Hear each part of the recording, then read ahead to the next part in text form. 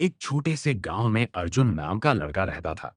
उसका सपना था कि वह एक दिन बड़ा इंजीनियर बने और अपने माता पिता का नाम रोशन करे। लेकिन उसके परिवार की आर्थिक स्थिति बहुत कमजोर थी। उसके पिता एक किसान थे और माँ घर का काम संभालती थी।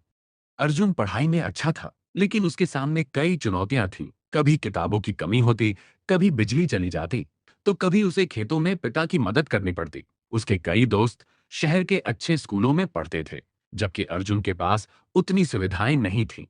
उस शाम वह गांव के बाहर एक पुराने बरगद के पेड़ के नीचे बैठा था। तभी वहां एक बुजुर्ग व्यक्ति आए। उन्होंने अर्जुन के उदास चेहरे को देखकर पूछा, बेटा क्या बात है? अर्जुन ने अपनी सारी परेशानी उन्हें बता दी। बुजुर्ग मुस्कुराए और उसे पास के एक पत्थर के पास ले गए। उस पत्थर की दरारों में से एक छोटा सा पौधा उग रहा था। उन्होंने कहा, देखो इस पौधे को। इसके पास न अच्छी मिट्टी है, न पर्याप्त पानी, फिर भी यह हार नहीं मान रहा। यह पत्थर को चीरकर आगे बढ़ रहा है। अगर यह छोटी सी पौध इतनी कठिनाइयों में भी बढ़ सकती है, तो तुम क्यों नहीं?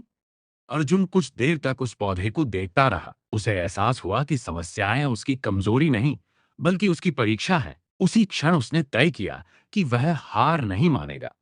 अगले दिन से उसने और मेहनत शुरू कर दी। वह सुबह जल्दी उठता, समय का सही उपयोग करता और हर दिन अपने लक्ष्य की ओर एक कदम बढ़ाता। जब भी उसे निराशा होती, वह उस पौधे को याद करता। समय बीतता गया, कई बार उसे असफलता मिली, लेकिन उसने कोशिश करना नहीं छोड़ा।